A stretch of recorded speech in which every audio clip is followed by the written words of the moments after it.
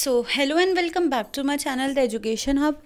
तो अभी इस वीडियो में मैं 23 दिसंबर का जो पेपर 1 है हिंदी का, हिंदी में इसमें 3 चीज़ें हैं इस पेपर में। सबसे पहला ये 23 दिसंबर का है, तो 23 दिसंबर 2021 को पेपर हुआ था।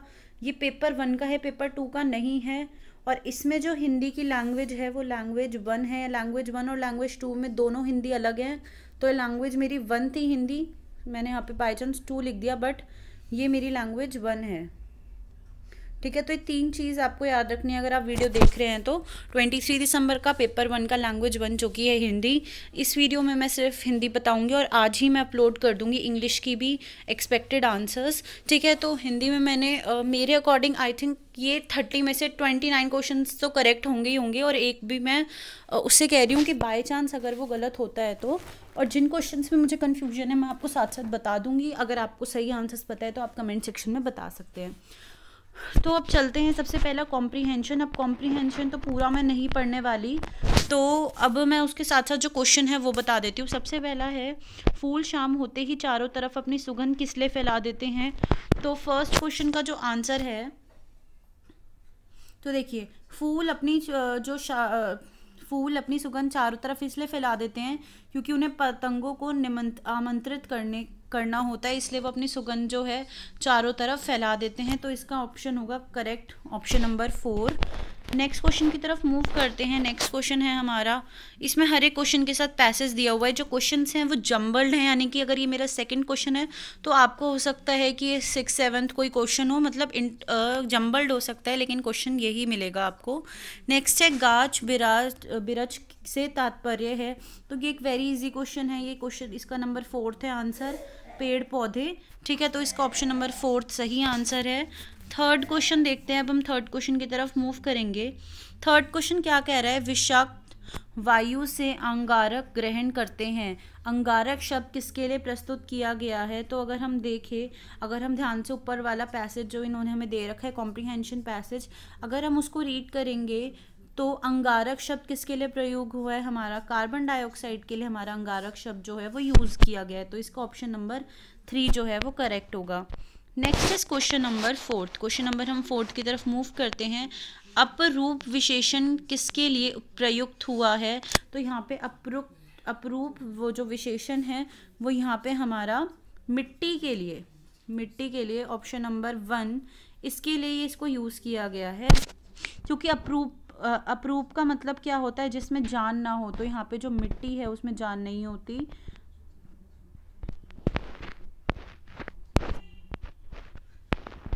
नेक्स्ट इज, फूल की तरह सुंदर चीज और क्या है। गद्यांश में फूलों को सुंदर क्यों कहा गया है। तो जो क्वेश्चन नंबर 5th है उसका करेक्ट आंसर होगा क्योंकि वह असुंदर वस्तुओं से जीवन प्राप्त करता है। तो इसका ऑप्शन नंबर 3 इसका सही आंसर होगा, ऑप्शन नंबर 3।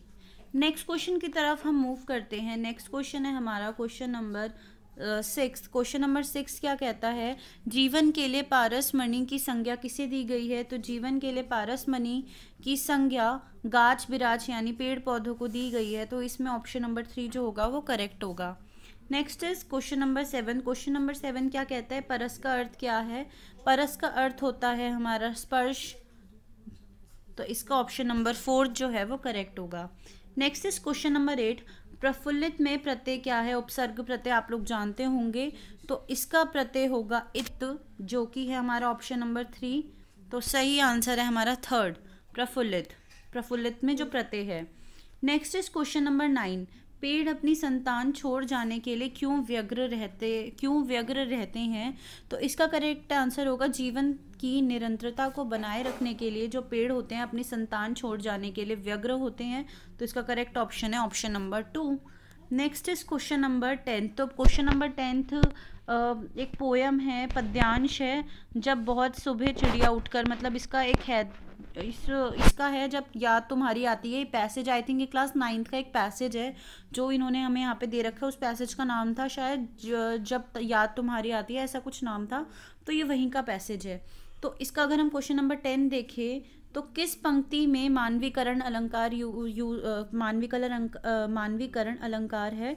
मानवीकरण अलंकार जो होता है वो पर्सोनिफिकेशन होता है। इसका मतलब जब हम किसी निर्जीव चीज़ को ह्यूमंस की बात की मतलब ह्यूमंस की तरह कहें, जैसे कि यहाँ पे क्वेश्चन नंबर 10th में क्या कहा गया है, कलियां दरवाजे खोल खोल। तो कलियां जो होता है वो दरवाजे तो एक्चुअली नहीं खोल सकती, लेकिन हमने उसे मानवीकरण कर दिया है, उसका मानवीकरण कर दिया है, तो इसका ऑप्शन नंबर 3 जो है वो करेक्ट होगा।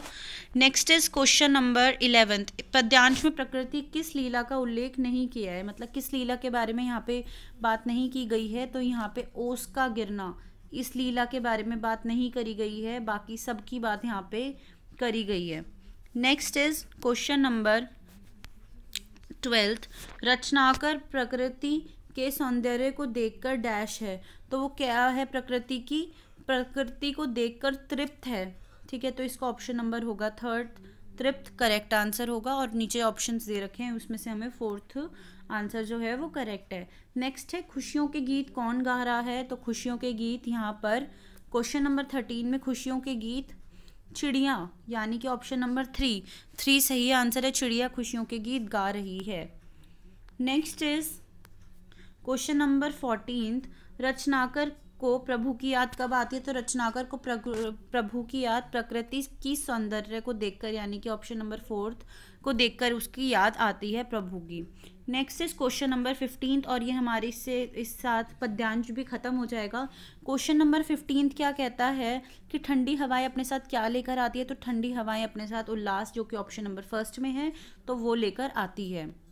नेक्स्ट इज क्वेश्चन नंबर 16, ये पेडागॉजी सेक्शन है। ठीक है, बहुभाषिकता है। बहुभाषिकता क्या है, बहुभाषिकता है मातृभाषा घर की भाषा या मातृभाषा या घर की भाषा के आरंभ करके विद्यालय में और भाषाओं को से जुड़ना और आगे बढ़ना, जो कि ऑप्शन नंबर 3, तो ये इसका करेक्ट आंसर होगा। क्वेश्चन नंबर 17 क्या कह रहा है, बच्चों में मातृभाषा का विकास करने को सामान्यत माना जाते हैं। तो 17 का करेक्ट आंसर होगा ऑप्शन नंबर 3, यानी कि भाषा का आत्मसातीकरण।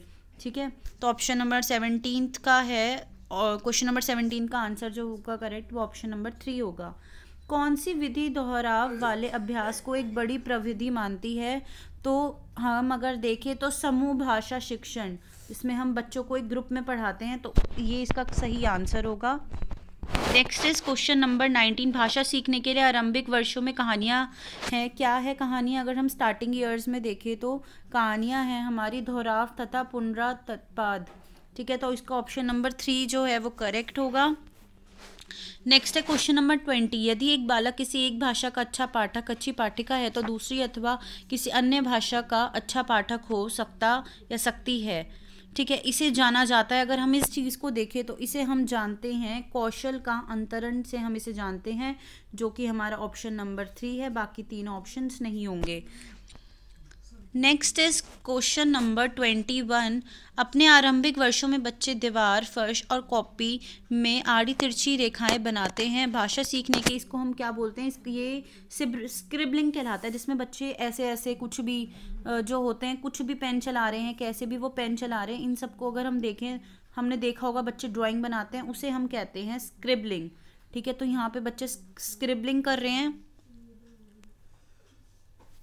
नेक्स्ट इज क्वेश्चन नंबर 22, एक अध्यापिका ने अपने कक्षा में 5 समूह में बांट दिया, अपनी कक्षा को 5 समूह में बांट दिया, जिसमें प्रत्येक समूह में 5 शिक्षार्थी हैं तथा उन्हें घर, विद्यालय, सड़क, भूमि तथा आकाश शब्दों से संबंधित शब्द ढूंढने के लिए कहा। प्रत्येक समूह ने 10 से 15 शब्द ढूंढे तथा अन्य समूह के साथ साझा किए। अध्यापिका ने यहाँ शब्दावली शिक्षण के लिए कौन सी विधि अपनाई थी। तो यहाँ पे उन्होंने अपनाई है थीम आधारित, यानी कि एक थीम लेकर थीम आधारित उन्होंने विधि अपनाई है, तो इसका ऑप्शन नंबर 2 है जो वो करेक्ट होगा। नेक्स्ट इज क्वेश्चन नंबर 23, निम्नलिखित में से कौन सा सीखने का आकलन है।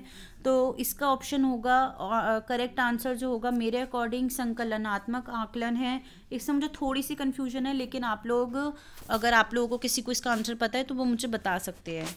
नेक्स्ट इज क्वेश्चन नंबर 24, शिक्षार्थी द्वारा लिखने पढ़ने में की गई त्रुटियों को समझा जाना चाहिए। क्यों समझा जाना चाहिए, क्योंकि हमें सीखने के लिए संकेत देते हैं, मतलब बच्चों को आगे और नई चीज़ें सिखाने के लिए ये हमें उसका संकेत देते हैं। तो इसका ऑप्शन नंबर 2 मेरे अकॉर्डिंग ये आंसर इसका सही होगा। नेक्स्ट इज क्वेश्चन नंबर 25, सीखने के सिद्धांत के रूप में रचनावाद का विश्वास है। रचनावाद देखो क्या कहते हैं, रचनावाद कहते हैं सीखना सामाजिक निर्मित है, समाज निर्मित है, यानी कि हम अपने इन्वायरमेंट से हम सब कुछ सीखते हैं। ठीक है, अब क्वेश्चन नंबर 26 क्या कह रहा है, क्वेश्चन नंबर 26 कह रहा है एक शिक्षिका कक्षा 5 में अच्छा, सुंदर, बुरा, रंगीन, बूढ़ा, युवा आदि शब्दों वाले बहुत से वाक्य देती है और जब शिक्षार्थी इन शब्दों पर ध्यान देते हैं उन्हें विशेषता बताने वाले शब्द का नाम दे देती है। बाद में वह उन्हें और अधिक शब्द देती है और उसमें उन विशेषता बताने वाले शब्दों का प्रयोग करने के लिए कहती है। अंत में शिक्षार्थियों का ध्यान आकर्षित करती है तथा कहती है कि ये शब्द विशेषण कहलाते हैं।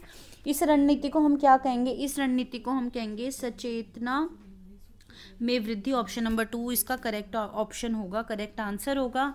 ठीक है, शिक्षार्थी एक अच्छे लेख में विकास के लिए कई चरणों से गुजरता है, यह उपागम कहलाती है। ये क्या कहलाएगी, ऑप्शन नंबर 4 लिखने की प्रक्रिया उपागम। Next is question number 28। Question number 28 क्या है, निम्नलिखित में से कौन सी 2 उपचारात्मक शिक्षा के मुख्य उद्देश्य हैं। तो इसमें से ए और बी मुख्य उद्देश्य हैं, जो कि हमारा ऑप्शन क्या बताता है, फर्स्ट। तो फर्स्ट आंसर जो है हमारा करेक्ट है, ए एंड बी जो है वो करेक्ट आंसर्स हैं।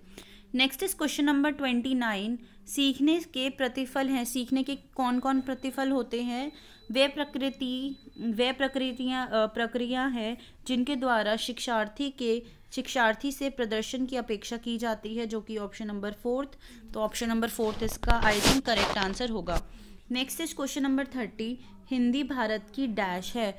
तो हिंदी भारत की राजभाषा है, राष्ट्रभाषा नहीं है, और ये इसका करेक्ट आंसर है ऑप्शन नंबर 2।